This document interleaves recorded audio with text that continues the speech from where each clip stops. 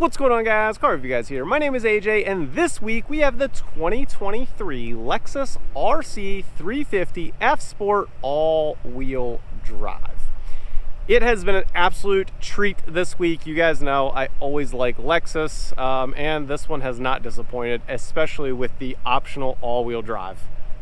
Love the fact that it's all-wheel drive. So, not to mention, it does help. I'll be honest, I'm biased. I love Nardo Gray. This one is Incognito, as you can see back there. That's the name of it.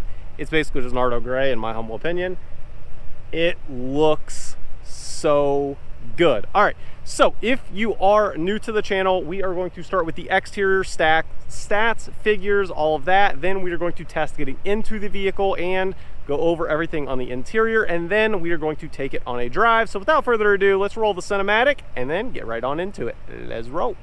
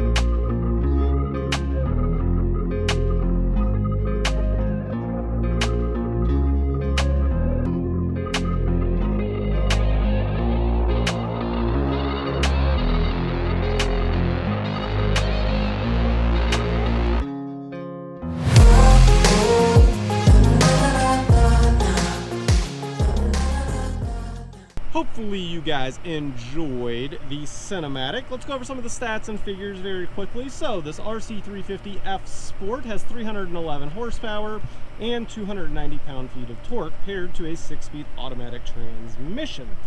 The drivetrain is rear-wheel drive standard with an optional all-wheel drive, which this tester is. And it has a curb weight around 3,891 pounds, which is going to push this RC 350 F Sport in 0 to 60 in about 6 seconds flat. Pricing starts around $53,945, and the tester today is $61,430, and that is including the destination charge.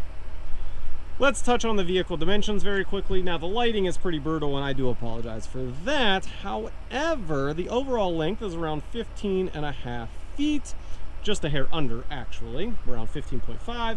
And then the width is right around 6.1 feet, and the ground clearance, you're looking in the front lip, obviously, about 5.3 inches.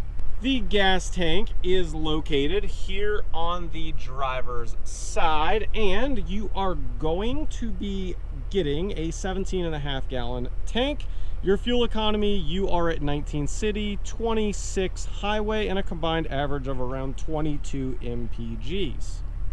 Let's open up the trunk here. So there is a button underneath the Lexus logo. Getting in here, there is a round 10.4 cubic feet of space, if I'm not mistaken. And honestly, it's a lot of space because you can fit 2 golf bags side by side and then still have room from basically this point forward, draw a line straight across. You can have more stuff back there. So the trunk is really big in this. Taking a look at this vehicle, so this does have the optional triple beam LED headlamps, which is optional. Even the standard are also LED, just not quite as bright at night. And then you still will get the crisp little, I'm going to call it like a triangle basically. It looks really good. The little runner that they have, which is also LED. And then when you're turning at night, you're going to notice right down here, that is projected out to the side, so that way you can see. So it's their way of being like dynamic lights to where they turn. Instead of turning, it just has a light come out to the side, so that way you can see. Of course, with the F Sport grille, functional, looks good. Optional black hood and roof. Again, you don't have to have that if you don't want. Incognito is the color. And then you have half and half on the mirror, gloss black on the top, and then the paint incognito on the rest of it. And then you have keyless entry, and hopefully you can see right there. And then what's also cool, and I don't have a picture at night, but this little line is actually an LED for at night. And then there's also a light on the bottom that projects down so you can really see the door handle. Now, I've seen a lot of door handles with lights, but that little thin strip on top just makes it look that much more elegant, to be 100% honest. Looking at the rears, you're going to be looking at a 265 3519. And just walking around to the back pretty quickly, you do have dual exhaust back here. I think it's time we step into this vehicle and let's see if it is easy or not to get in. I do this on every single vehicle. So let's see, it has a nice wide door. I thought that was very easy. I am 5'9". I do apologize, I forgot to say that.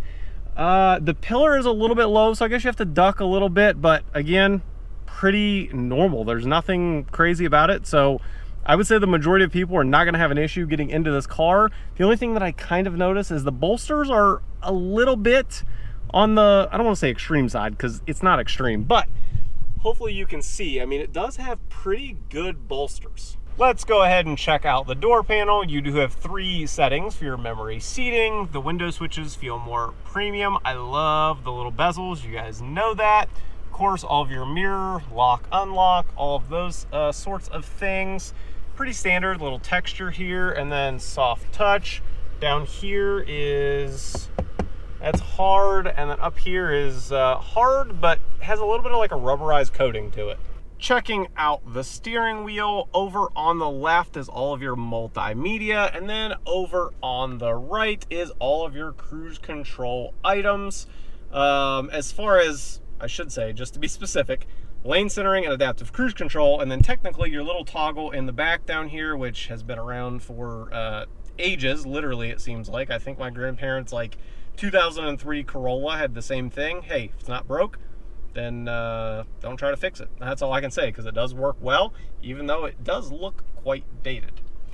Paddle shifters are good size. I do like them.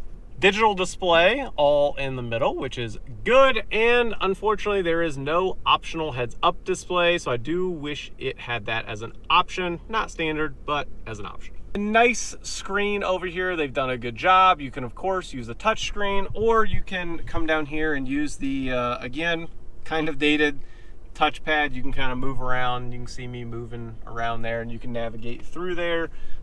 We can hit the menu button and just click whatever we would like. It is very responsive. I will say that they've done a really good job as far as like how fast it touches and where it goes. It's great. A little further down, you do have dual zone climate, and then down below that we've got heated seats and cooled seats. There is a $150 option for a heated steering wheel. This one in particular does not have that, but you can get it. Over on the right are all of your different modes: Eco, Normal / Custom, Sport, and Sport Plus. And then of course you have a snow mode and traction control off. As far as the seats go, they do look pretty good. It's not my particular color choice, but there's different options to choose from. There is a red, a white, a plain black, and then of course this is like yellow with yellow stitching, and then obviously mainly black. So again, I love the design. I don't love this color, but that's just a particular, you know, thing. So nonetheless, with that said, you can option whatever you would like, but they are comfortable, and we'll talk about that more on the drive. Last but not least, 2 items up above us. We do have our 3 different settings for HomeLink. For your garage door, it does not have an optional digital rear view mirror. And then of course you do have a sunroof. Without further ado, let's get this on the road. For those of you that are not new, you already know, but if you're new, I usually just like to start out with a 0 to 60. I don't go for the fastest time. I'm not gonna brake torque it. We're not gonna do any of that. Again, supposed to be around 6 seconds, but again, we're not doing the fastest time. So we're just simply gonna press it and go in Sport Plus. So 3, 2, 1, and go. Love the all-wheel drive. 40, 50, So it's not like it's earth-shattering fast or anything like that. However, I think it's certainly adequate for what this car is. Again, I would say that, I don't want to say again, because I guess I haven't said this yet, but in my head, and I've said this to myself the whole time driving this during, you know, the time I've had it this week, man, I wish there was an option for a manual transmission. Like, if this had a manual transmission, what an absolute blast it would be. Honestly, like, it would be amazing. I'd probably be the first one in line. All-wheel drive with a manual transmission, sign me up, honestly. But nonetheless, with what we have, it's still, like I said, it satisfies me. It doesn't feel slow or anything. And I have brake torque to 0 to 60 a little bit, and it does feel a good bit faster on the launch. But I don't think that's what you want to see per se, because to me, I just want to know what the normal 0 to 60 is. So there is a little bit of a tone. I don't know if you can hear that on camera with the exhaust, and you can hear the motor just a little bit. But when you're in normal, just cruising, it's just smooth and quiet. Like, and that's what I expect out of Lexus. That's what I expect. And they pretty much never let me down. But this car does have a balance too, because as far as suspension goes, it's on the sporty side when you want it, but then when you're not, again, it's comfortable. So it's going over everything pretty smooth, especially for what this vehicle is. Again, touching on the noise, here comes a few cars.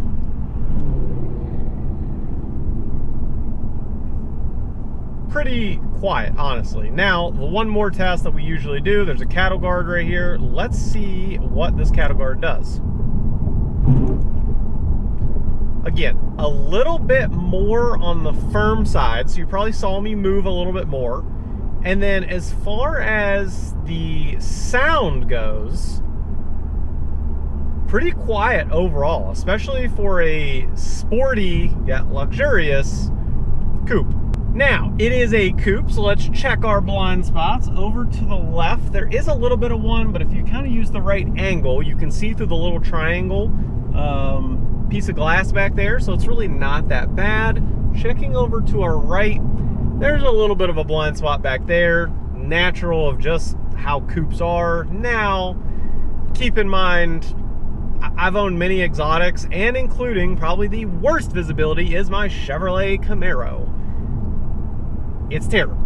So I don't think this is that bad, but even if you do have an issue, there is blind spot monitoring on this vehicle. One question I always get asked is the different modes. Is there a drastic difference or is there not? Yes, there absolutely is. Between Sport, Sport Plus, Eco, Normal / Custom, huge difference. Like night and day different. Like throttle response, suspension, everything is drastically different. The gearing, it's all different. So Lexus has done a very good job on that front. One weird thing or quirk I will note, it does have the fixed turn signal. I just remembered as we're turning right now.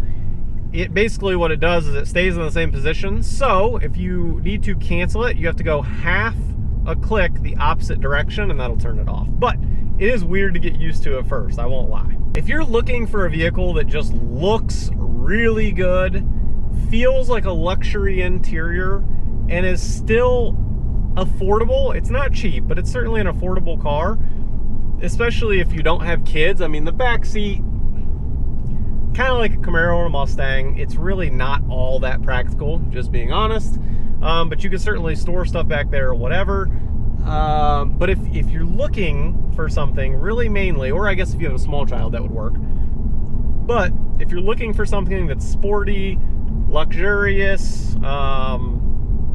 this might be a good option for you. Hopefully you guys enjoyed today's video. If I'm missing anything, just comment down below. I try to respond to every single person. If I don't know the answer, I'll reach out to my Lexus rep and get it answered for you.